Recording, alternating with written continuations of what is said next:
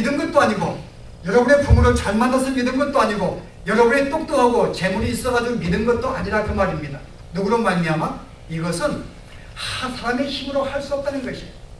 하나님께로서 난 자만이 우리가 그렇게 되었다는 것이에요. 그래서 여러분은 하나님이 개입해서 우리에게 하나님의 생기, 성령을 집어넣어서 다시 산 자가 된 거예요, 여러분. 근데 그 다음 보시죠, 여러분. 말씀이 육신이 되어 우리 가운데 거하심에 우리가 그 영광을 보니 독생자 영광이요 은혜와 진리가 충만하더라. 바로 이렇게 우리에게 성령을 준 것을 은혜와 진리, 우리에게 충만한 은혜와 충만한 진리를 주어서 우리가 믿게 된 것이다. 우리 예수님을 통해서 충만한 은혜를 받게 되었습니다. 여러분, 은혜는 알죠? 여러분, 은혜라는 말은 우리가 크게 세 가지 특징이 있습니다. 아무 우리의 지난 과거의 죄가와 관계가 없어요. 우리가 어떤 죄를 지었든 어떤 큰 것이 상관이 없습니다. 베푸는 것이 은혜입니다. 만약에 크게 죄 지은 사람에게는 은혜를 안 주고 조그맣게 죄를 지은 자에게 찾아가서 은혜를 준다 그러면 이건 더 이상 은혜가 아니에요. 그럼 그만큼 착하게 살았기 때문에 하나님이 은혜를 준다면요, 더 이상 은혜가 아닙니다. 은혜는 여러분이 어떤 상태에 살았든지 전혀 관계없이 베푸는 게 은혜입니다. 오늘 여기 큰 은혜라는 것은 여러분이 어떤 상태였든지를 보여주는 거예요. 우리는 전혀 우리는 구원받을 수 없는 엄청난 죄질이 있었던 자인 것을 보여주는 거예요. 그런데도 불구하고 하나님이 찾아가서 베푼 것이 이게 은혜라는 것입니다. 여러분이 받을 자격이 없는 자들이었어요. 죄가 얼마나 크길래 오늘 말한 대로 그렇게 매를 맞고 매를 맞아도 알지 못하는 어둠의 상태. 근데 바로 이 상태를 하나님이 은혜를 주셨기 때문에 오늘 우리가 믿게 된 것입니다. 그래서 우리의 죄가와 관계가, 여러분이 어떤 죄를 지었든지 관계가 없습니다. 그냥 베푸신 거예요. 두 번째 특징이 뭘까요? 여러분의 공로와 관계가 없습니다. 내가 열심히 주님을 찾았기 때문에, 열심히 노력했기 때문에 관계없어요. 은혜라는 것은 여러분이 찾았기 때문에 은혜를 베풀고 하나님을 믿게 만든다면 여러분의 공로가 있습니다. 은혜라는 말을 쓸 수가 없는 거예요. 내가 믿었으니까는, 내가 이만큼 노력했으니까, 내가 이만큼 조금은 내가 소원을 가졌기 때문에 믿었다면요, 그건 여러분의 공로지 은혜가 아닙니다. 은혜라는 말은 여러분은 전혀 여러분들과 관계없는 거예요. 그냥 베푸신 거예요.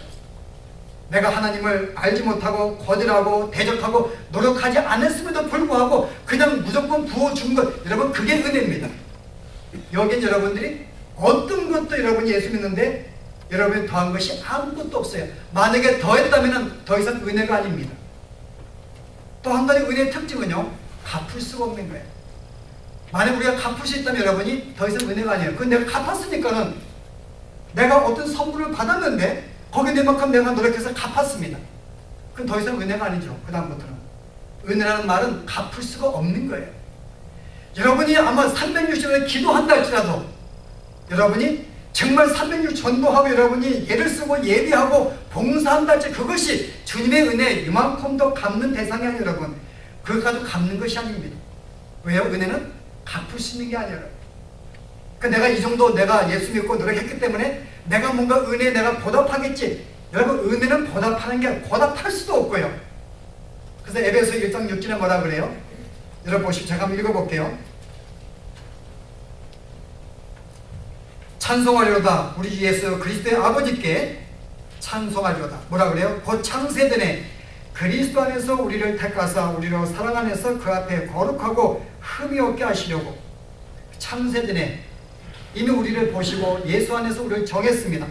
그래서 그 앞에 거룩한 존재로 만들기 위해서 기쁘신 뜻대로 우리를 예정하사 그리스도로 말미암아 자기의 아들들이 되게 하시니 우리를 자녀 반드시 믿게 만든 것입니다. 근데 그 다음 내용 보세요. 6절에요. 이는 그의 사랑하시는 자 안에서 그리스도 안에서 거저 주시는 바 뭐예요? 여러분 자녀를 만든 것이 거저 주었다는 것입니다. 아무 값 없이. 그래서 그 이유가 뭐예요? 그의 은혜를 찬미하게 하려 합니다. 정말 하나님의 은혜를 찬미하게 만들기 위해서 여러분에게 어떤 것도 요구하지 않은 거예요. 큰 죄악 가운데 있고 공로도 없고 정말 갚을 능력도 안 되는 자에게 하나님이 찾아가서 은혜를 베풀어 주게 되는 만들어주는 그 이유는 하나님의 그 은혜를 기억하고 찬미하게 만들기 위해서라고 말합니다. 거저 주시는 바 그의 은혜를 찬미하게 하려 합니다. 그러니까 여러분이 왜 우리가 하나님을 마음껏 찬미하지 못하는가? 그 이유는 한 가지 분명히 있습니다. 그 은혜가 얼마나 큰지 모르기 때문에. 정말 여러분이 은혜가 얼마나 큰지 안다면 여러분 이렇게 하면 있을 수가 없는 거예요, 여러분. 근데 우리가 왜 한 주를 지나면서 거의 하나님을 찾지 않았는가? 여러분이 받은 그 구원이 얼마나 귀한지를, 그게 얼마나 하나님의 크신 은혜로 100% 받은 것인지를 우리가 깨닫지 못하기 때문에 우리는 찬양하지 못하는 것입니다. 여러분은 하나님 풍성한 은혜를 안 주시면 어느 누구도 하나님 믿을 수 없는, 우리는 불가능한 그런 존재였어요, 여러분. 그런데 하나님께서 우리에게 찾아오셔서 예수를 믿게 만들어주신 것, 여러분 이것이 놀라운 기적입니다, 여러분. 예수 믿는 게 놀라운 기적이에요. 예수 믿는 자체가 놀라운 은혜라 그 말입니다. 우리는 놀라운 기적을 경험했어요. 놀라운 은혜를 경험했습니다. 근데 여기서 우리가 인식하지 못하니까요, 이 은혜가 얼마나 큰지 알지 못하기 때문에 우리 마음이 온 정성을 다하고 기쁨과 감격으로 주님을 찬양하지 못하는 것입니다. 우리가 이렇게 우리가 희미하게 얘기할 수 없는 거예요. 정말 여러분의 주의 은혜가 얼마나 큰지 안다면요, 우리는 감격 속에 주님을 찬양하지 말라 그래도 우리는 찬양할 수밖에 없는 거예요. 초대교회 때 수많은 핍박이 있을 때 주님을 믿지 못하면 만들고 예배를 드리지 못하게 만든다 할지라도 여전히 목숨을 내어놓고 교회 가고 찬양하는 거예요, 여러분. 이거는 은혜가 얼마나 큰지를 경험한 자만이 할 수 있는 것입니다. 시간 나면 교회 나와서 예배하는 게 아니에요, 여러분. 이것은 은혜가 뭔지를 모르는 것입니다. 근데 오늘은 우리가 조금 더 깊이 가려고 합니다. 오늘 예수 믿는 자체가 여러분 그것만이 은혜가 아니에요. 오늘 성경에 뭐라고 그랬어요? 16절 보세요. 우리가 그의 충만한 데서 충만한 은혜와 진리 가운데 받았는데 그게 은혜 위에 은혜라 충만한 은혜를 받고 있다. 과거예요? 현재예요. 한번 보세요. 영어 성경이요. has received, has been received입니다. 우리가 예수를 믿는 그 순간 하나님이 크게 은혜를 주어서 성령을 부어서 예수를 믿게 만든 다음에 지금도 여전히 하나님이 은혜로 우리에게 찾아오는 것입니다. 은혜라는 것은 단회성이 아니에요, 여러분. 예수 믿을 때만 하나님이 역사에서 예수 믿고 만들고 그 다음부터 알아서 해, 이게 아니라 지금까지 계속 은혜를, 풍성한 은혜를 계속 부어주신다는 것입니다. 그렇지 않으면 우리는 주님을 온전히 섬길 수가 없으니까요. 여러분 오늘 교회 나온 것도 하나님의 은혜로 나온 거예요, 여러분. 여러분의 능력으로 나온 게 아닙니다. 여기 보면 has been received. 지금 계속 은혜를 받아오고 있는 거예요, 여러분. 무슨 말인가? 오늘 성도들에 관계된 이야기입니다. 오늘 성도들은 뭐예요? 말씀이 육신되어 우리 가운데 거하심에, 여기 이 거하다는 말은 여러분이 원어는 텐트를 친다, 장막을 친다, 그 단어를 썼어요. 그리스도가 우리 가운데 텐트를 쳤다 그 말입니다. 지금 저들은 뭘 생각하고 이 단어를 쓴 거예요? 구약에 딱 이 단어가 하나 나와요. 출애굽기 40년 광야 생활 때 텐트를 친 이 단어가 여기입니다. 지금 40년 광야 생활을 기억하고 쓰는 거예요. 그때 하나님의 텐트를 치게 만들었는데 이유가 뭐였어요? 내가 너희와 함께 거하기 위해서 장막을 치라고 말합니다. 그래서 텐트를 쳤어요. 그 하나님의 법궤를 신었고 거기 하나님이 임재하는 곳으로 말합니다. 그 이스라엘 백성이 40년 광야 생활할 때 그들은 전진할 때 장막을 앞에 세웠습니다. 그들이 잠을 잘 때는 장막을 주위에 4지파, 12지파가 쭉 둘러가지고 진을 치고 잠을 잤습니다. 항상 이 장막은 이스라엘 백성의 중심이었어요. 그리고 이 장막은 하나님이 임재합니다. 그래서 불기둥과 부득이둥이 항상 장막 위에 머물렀어요. 오늘 이것은 무슨 말이에요? 그리스도가 우리 가운데 거하시다는 말은 특별히 장막과 연관시킨 단어를 쓴 것은요, 주님이 우리에게 예수님 믿게 만들어 준 다음에 우리와 함께 거하시면서, 이유가 뭐예요? 옛날 출애굽과 같이 우리의 삶의 중심이 되시고 역시 우리를 인도하시고 우리와 동행하시고 우리를 보호하시는 그 하나님의 모습을 보여주는 것입니다. 우리는 그런 존재가 아니었는데 큰 은혜를 주어서 예수 믿게 만들었는데 그 다음에 뭐예요? 우리 함께 거하신 거예요. 불기둥과 구름기둥이 낮에는 더울까봐 구름기둥을 주시고 밤에는 추울까봐 불기둥을 주셔서 우리를 보호하시고요. 항상 그가 우리가 먼저 앞서가셔서 우리의 장막 치고서 미리 준비해 놓으십니다. 우리 인도하시고 항상 우리의 중심이십니다. 오늘 주님이 우리에게 오셔서 예수 믿는 자들에게는 주가 우리에게 어떤 분인가 오늘 뭐라고 고백하는 거예요. 사도 요한이 바로 주님은 우리 가운데 거하셔서 우리의 주인이시며 우리의 중심이 되시고 우리와 동행하시고 우리를 인도하시는 분이시다. 여러분이 그것을 지금 경험하고 은혜를 받지 않는가 그 말이에요. 여러분. 근데 그 다음 뭐라고 그래요 여러분? 우리가 그 영광을 보니 은혜와 진리가 충만하더라.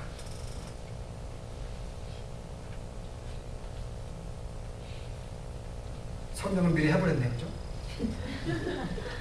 예, 우리 가운데 거하더란 말 때문에요. 예, 근데 실은 우리 가운데 거하면서요. 그 다음에 충만히 은혜가 함께 있었다. 지금 우리가 뭘 마다 이야기했어요, 지금요? 예수 믿는 자에게. 예.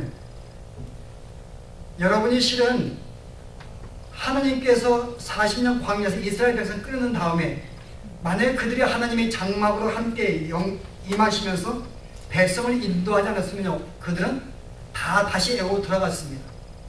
그리고 광야 불평하다가 그들은 거의 다 원망에 죽었을 것이고요. 그들은 전쟁에 졌을 것이고.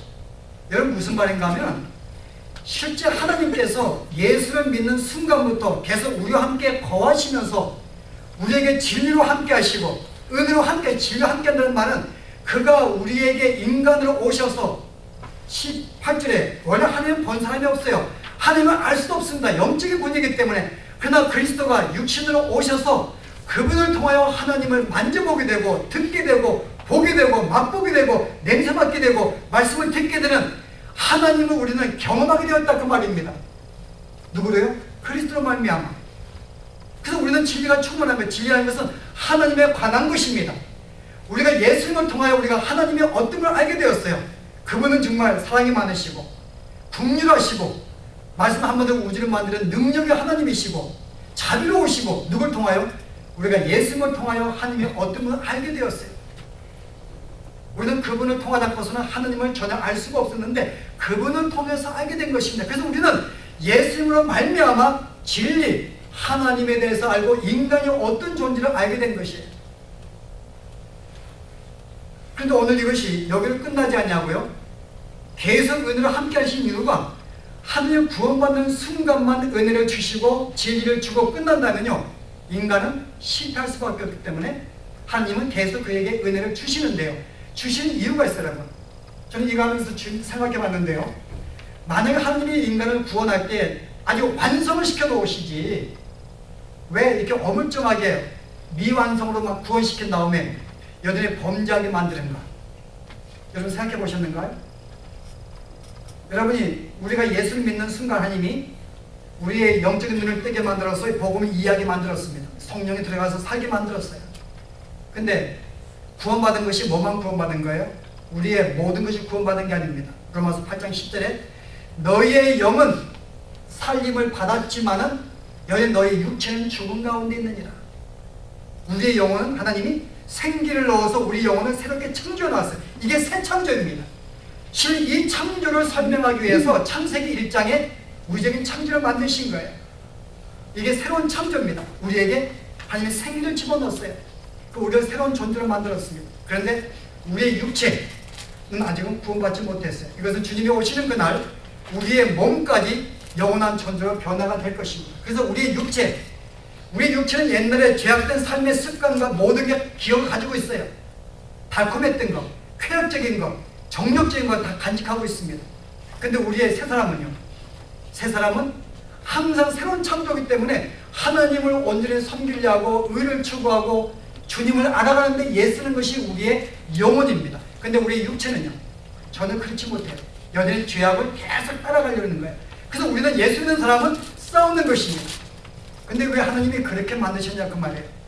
예수 믿는 순간에 영혼도 거룩하게 만들고 육체도 아주 홀리며 거룩하게 만들어서 그냥 짱하고 그냥 다 이렇게 천국으로 인도하지 왜 이 땅에 육체도 구원 안 시키고 이 땅에 남겨둬서 이렇게 지질이 못나게 죄짐을 살게 만드냐 그 말입니다. 그 이유가 뭘까요 여러분? 학자들이 많으신데 틀려도 괜찮아요. 이한 교수님 왜 이렇게 만들었을까요? 근데 유일하게 저한테 답변하신 분이 이한 교수님인데 그게 하나님의 은혜가 얼마나 큰 줄을 알게 만들고요. 여러분이 어떠한 존재인지를 계속 인식시키기 위해서요. 다음에 한 번 더 기회 되면은 좀 예를 들어 설명하겠지만은, 우리의 죄를 남겨둔 이유가 뭐예요, 여러분? 죄를 남겨둔 이유는 죄가 얼마나 계속 집요한지, 얼마나 집착하는지, 얼마나 힘이 센지, 이거를 알게 만들어서 여전히 내 힘으로는 그 죄를 이길 수 없는, 우리가 어떤 존재인지를 계속 상기시키기 위한 것입니다. 그리고 내 힘으로 아무리 예했어도 그 죄를 이길 수 없는 존재인 것을 깨닫게 만들기 위해서요. 그러면 어떻게 돼요? 이젠 나를 신뢰하지 못합니다. 나를 앞세우지 못해. 옛날 나를 신뢰하고 나를 높였는데 죄를 짓다 보면 더 이상 내가 나를 신뢰할 수 없는 거예요. 겸손할 수밖에 없고, 옛날에 나를 의지하고 나를 높였는데 이제는 내가 신뢰 못하고 내가 낮아지니까는 주님밖에 의지할 수 없는 그 상태. 이게 하나님의 지혜입니다. 여전히 어느 정도의 죄 가운데 남겨두어서 여전히 죄가 얼마나 큰지를 알게 만드시고, 인간이 어떤 존재인가 알게 만들어서 여전히 주를 붙잡게 만들고, 나아가서 주님이 이 거룩한 마음, 이 새 창조의 계속에 나에게 말씀해 주시고 감동하시고 은혜를 주시지 아니하시면은 한순간도 죄를 빠져나가는, 그래서 은혜가 얼마나 필요한지를, 얼마나 귀한지를 알게 만들기 위해서 우리의 죄를 남겨두신 것입니다. 그래서 오늘 빌립보 2장에 보시면 제가 읽겠습니다.